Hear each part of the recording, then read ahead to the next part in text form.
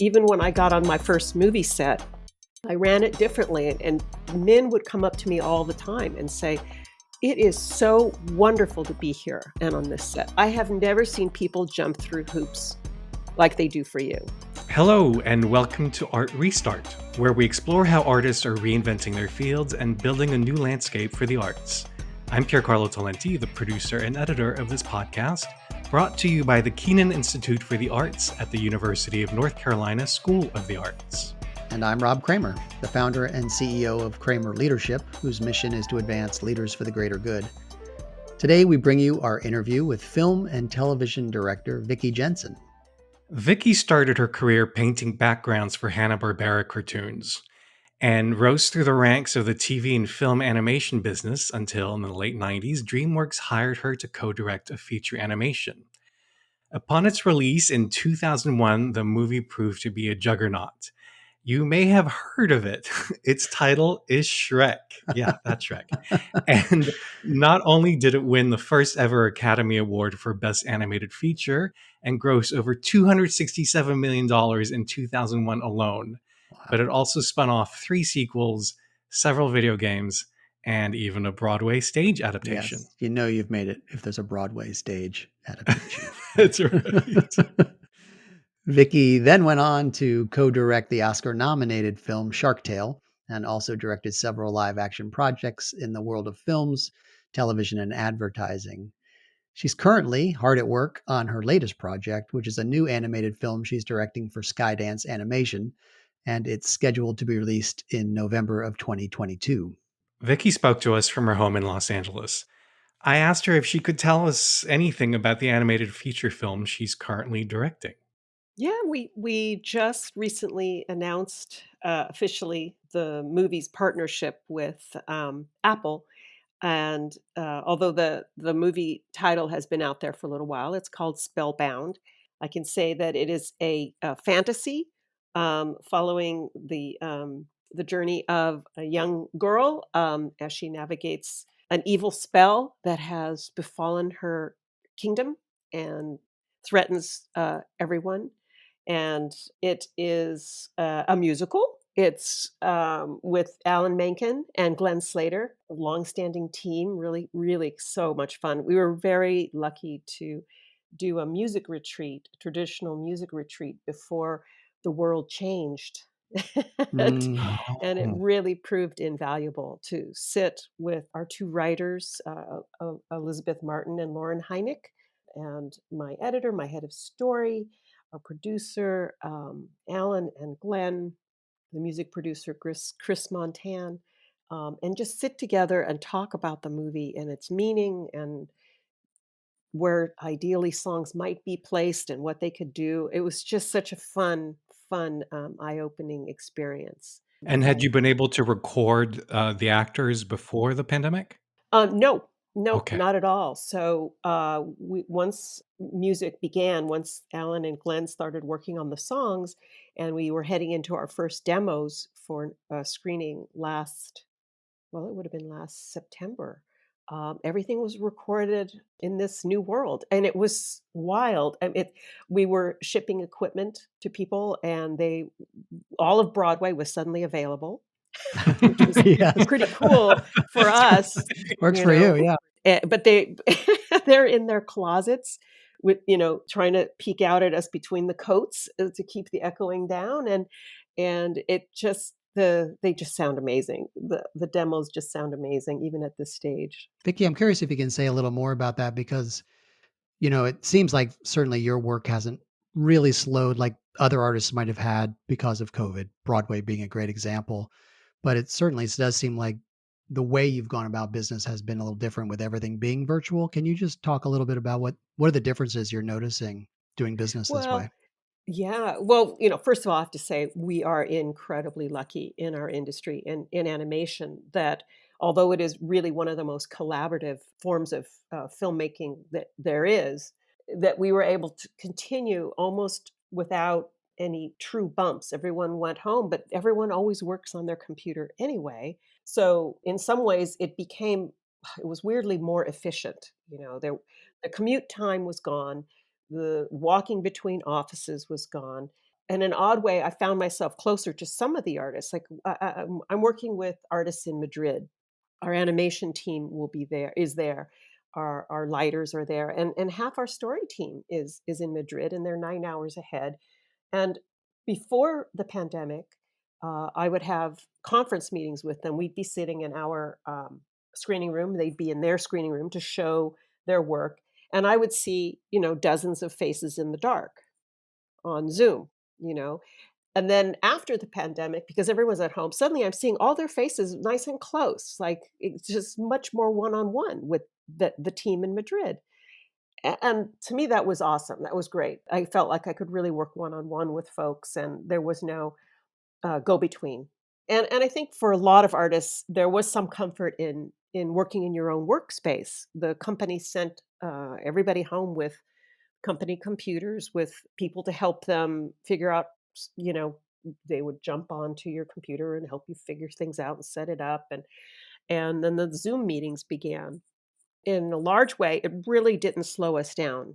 And I think that that was true for some friends of mine on The Simpsons, other people that a real close friend of mine who does key animation on shows like Supergirl, and none of that stopped because we're not dependent on being face to face. Now, some things are certainly better face to face, like brainstorming, being able to sit in the same room, take the movie apart, put it back together again, throwing post-its up on the board, or taking an idea and everyone sketching out gags. That stuff is so important one on one. But the biggest one I would have to say is screenings. Screenings in this world, the experience suffers. I mean, the reason we go to the movies is to share an experience, to share laughter, to hear other people sniffling at the Right. emotional parts, Hmm. and that doesn't happen this way. We're all screening, super secretly and very, very securely, but all alone. Oh, so the recent screening that you had, each person was at their own monitor Yes. watching the film at the same time. Yeah, virtually the same time. Interesting. Oh, And that is interesting. hard because, the most exciting experience that you can have in your life in animation is sitting with an audience for the first time and hearing them react and participate in the movie. And we don't get that. So I would love one day to find some way we can continue to do that, whether it's an outdoor venue or Hmm. something where at least we can be together on certain occasions. And I think that's going to happen when we get move forward. We'll have a hybrid of a studio at home kind of arrangement. We've been already talking about it at Skydance. That's what I was wondering, Vicky, are there other aspects of what you've learned about continuing to work through COVID that you think will remain on once life returns to whatever normal is? I do. I think that the flexibility of having work days at home and some studio days is really evident that there's such an advantage to it. I think people are very, very productive if they're not taking all that time to commute. If they're not dependent on being in a studio, it actually can open up our talent pool. It was hard to get some people to come across, the Santa Monica Mountains to come work with us on Wilshire even, and let alone when the studio moves out towards Culver City. So many of the animation studios had popped up in Glendale that people bought their homes there, their kids go to school there. No one has the expectation that when they're hired at a studio that is their job for life. It's just not the 50s and 60s anymore. So people need to know that they can live somewhere and be able to move from studio to studio as the projects require. Not all studios have a commitment to keep people on in between. They used to. We called it gap, at DreamWorks, but it's just sort of not as feasible, I'm sure, as it once was. So if you work on one movie for 3 years and hope to work on another project at that studio, but you can't be guaranteed that. And then you move to another studio out of necessity, or perhaps you have an opportunity for moving up to a different position. Super handy if they happen to be near each other. So, the podcast is called Art Restart, and we often will explore changes that artists would like to see happen in their industry or in the systems that surround their industry. And Hollywood has certainly had its share of turbulence on the industry, the hashtag Me Too movement. Nationally, we've got BIPOC conversations happening. I'm curious From your experience as a filmmaker and an artist and a woman, are there things about the systems that surround your work that you'd like to see change? Well, actually, I'm very actively seeing, or I should say, I'm seeing them very actively change already. Mm. I What are you feel seeing? like, well, I'm seeing for instance, at Skydance, even before Me Too, it was a huge, well, probably in concert with Me Too, a huge awareness and desire to open up the studio, open up the dialogue. We had very free and vocal town hall meetings at our studio during that whole period. John Lasseter joined us, and he was part of a of this focus. And I like to believe that mankind can move forward, that people can move forward and evolve.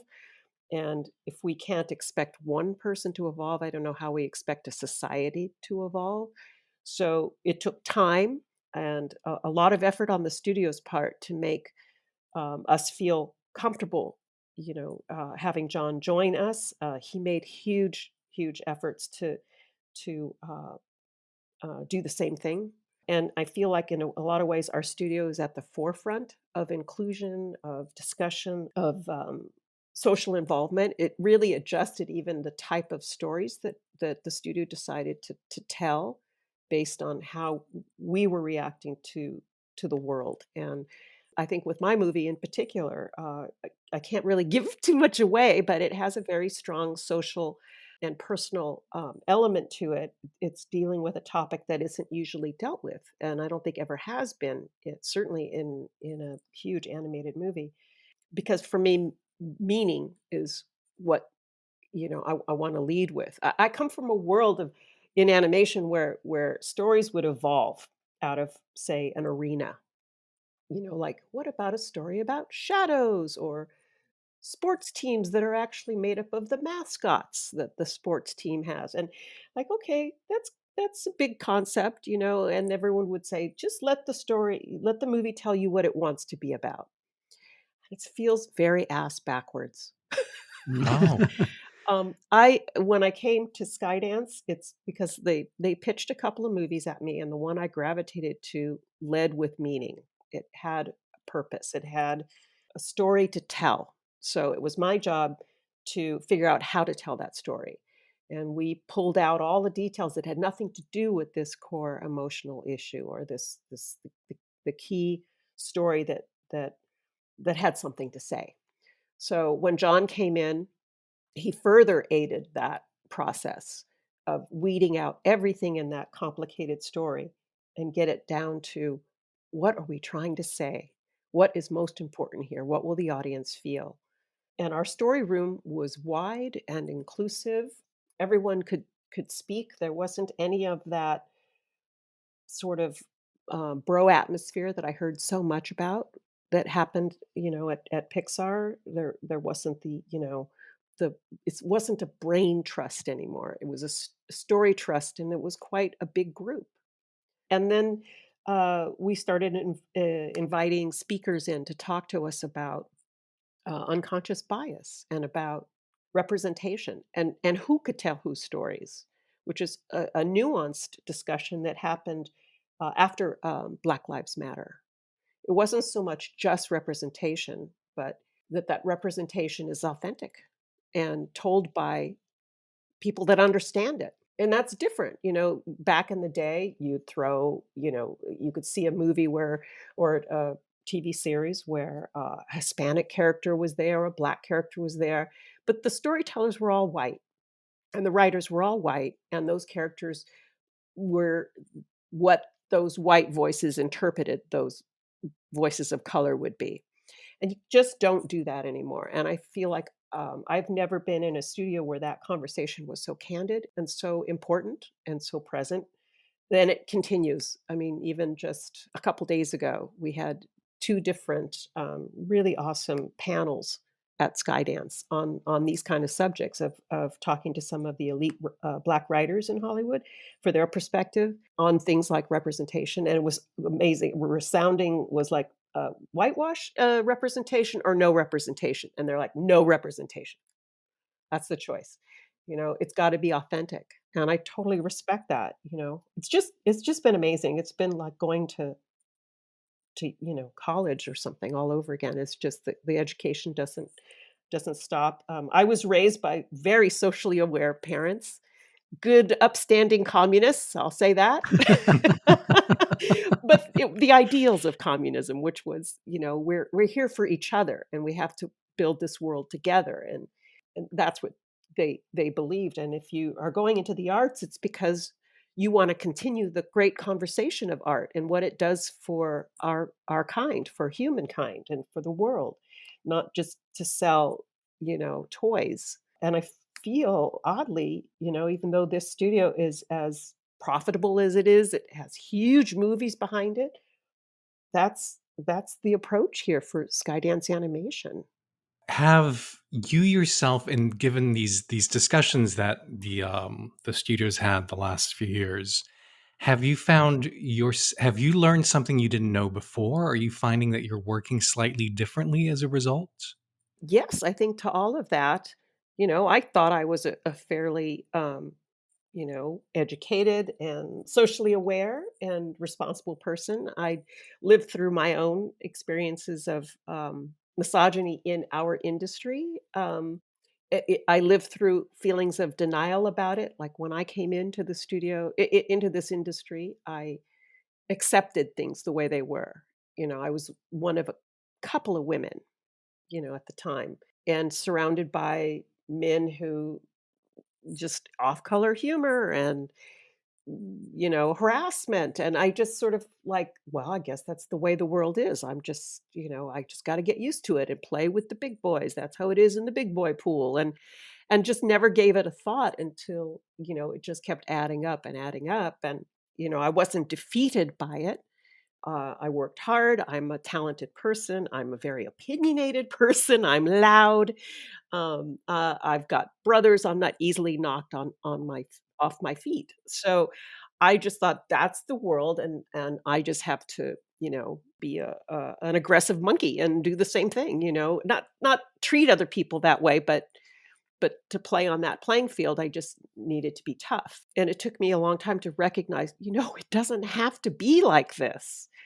And even when I got on my first movie set, I ran it differently, and men would come up to me all the time and say, "It is so wonderful to be here and on this set. I have never seen people jump through hoops like they do for you." Because I'm not leading with fear. I'm leading with inclusion and kindness and talking about what the movie's about. And then even your props people come up and go, "Oh, look, I found this little ashtray, and I think it talks about the family because see, it's a circle, and you were talking about the family being." Everybody gets involved. They all feel excited when you value what they do. Earlier, you described yourself as being loud, being unafraid to make yourself heard. So, what advice would you have for an artist who did not have that same quality as you, but had the same talent? Well, there's great power in silence too. And if you find yourself in the room and in the position that, let's say, a young female creator has sold a show to Hulu or Netflix or something, that's the strength to start with. You don't have to be swayed by the louder voices in the room. Hear them, take it all in, consider it, and then speak. And your words will be louder than anything. There are plenty of people, male and female, I know, that speak just to fill up the room, just to fill the space, to prove that they have a reason to be there. And it's hollow, and you can feel it.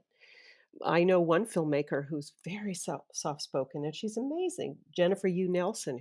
She's very zen, very quiet, very careful with when she chooses to speak, and it's very powerful. Is there any advice you wish you had received when you were starting off? Not only getting into this field, but maybe getting into leadership roles? I wish somebody said, "You should direct," when I was, like, 17.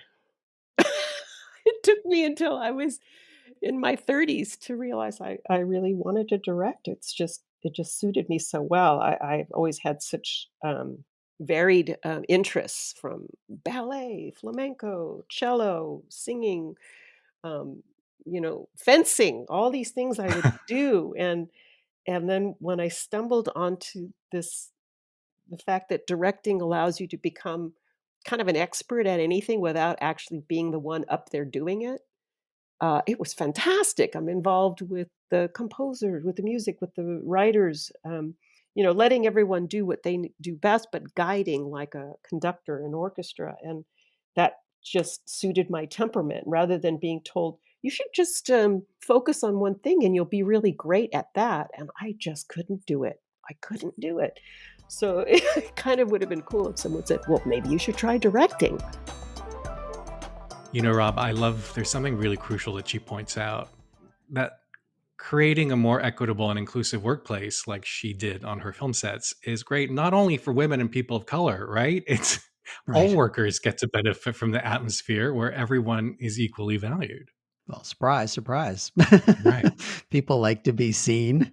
They like to be valued. They like to be appreciated. They like to not be beaten over the head. In the leadership world, we might say it's a no-brainer, but it's really not for people. As folks get up in the world and get into higher levels, they don't always come with the right mentoring or training or life experience to say, this is a better way to get the best out of your people. And Mm. this may be less useful. And then you've got some contexts and some environments that sort of promote unhealthy behaviors, and unhealthy leadership styles. And that's the culture that people are infused into. And then they assume that's just the way it is. And I love that even though she was one of two women at the start of her career and had, I can't imagine the obstacles she faced, she managed to maintain her equanimity through all of that, Mm. because the art was paramount to the telling of good stories. So I have a question for you: is outside of war, I guess, Hmm. why does this militaristic hierarchical style of leadership, like the one you hear takes place in chefs' kitchens, for instance, Right. why does it persist? What does the research show about what types of workplace atmospheres and leadership styles actually impact productivity?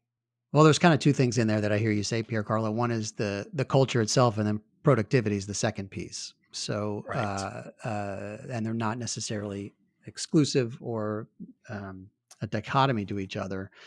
The first I would say um, is culture is not easily changed, and so as a certain environment is developed, and then people get recognized and rewarded for it, it becomes harder and harder to change the culture. Mm. So, a young chef comes up and is yelled at through his career by these powerful chefs and realizes that's the way to get ahead. Vicky talked about it. Maybe I just need to be a monkey and do this song and dance Hmm. to be successful in film. And then she realized it doesn't have to be this way.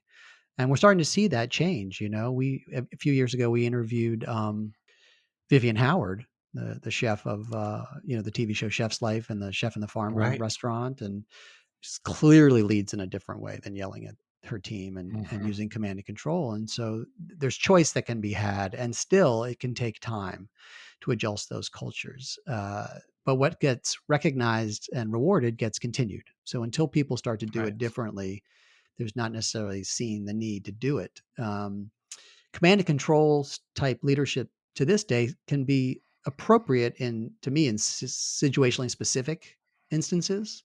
If our house is on fire, it's not the time for you and I to sit around and have a self-directed work meeting and say, what do you Right. think we should do here? Someone needs to yell fire and let's get the hell out. And we Uh-huh. do. And so someone's charging that, but that's in a moment, and it's Hmm. not long term. And even I've done a lot of consulting work over the years, including with the DoD and some military branches. Oh. And the discussion that it's been developing is more about the statement, we still need command, but we need less control. And what they meant is, there's still the hierarchy of who you report to and getting work done trickling down through a large organization, but we need leaders at all levels, and we need to not uh, beat people over the head with the control aspect of it. And so there's been a huge movement in training of how to develop leaders in the military, for example, and they're trying to change a huge culture. And ultimately, and there's research after research after research study on this, that And you and I were just discussing it. People get fatigued by the overuse of that kind of power. Right. Research shows that people don't quit jobs, they quit bosses. 9 times out of 10, if someone's quitting a Oh, job, yeah, they're quitting their relationship to their boss or bosses that they report to. Um, wow. yeah, and so but it can go the other way. I've seen this many times where people overly rely on the relationship side, and they wanna be like the leader who wants to be everyone's buddy, and that's what I call the nicest, least helpful person you ever worked for.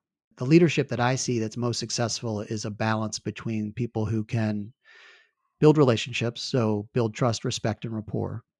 And then on the flip side of the same coin, they can clarify expectations and hold people accountable to those expectations. And the Hmm, reason that both of those are important is so that when it's time to have a critical conversation or move things forward or give someone feedback, if there's at least some level of mutual respect and trust, it's much easier to have that conversation. right. And if I just rely on the trust building and the friendliness and the relationship, we're not going to go anywhere because there's no one steering the ship to say, this is where we're going. And here's what's expected of you in your role. And here's what I need from you. Right. The leaders that I see that are most successful in transcending culture are the ones that are doing both of those things well. Well, I just hope that thanks to directors like Vicky, that this toxic Hollywood biz, like boys culture that's been the Right. norm for so long, will seem like a strange, like relic to the next generation of Let's hope. filmmakers. Like, can you believe this used to happen? Let's hope. Yes. If you'd like to read a longer version of our interview with Vicky, please head to uncsa.edu/art restart.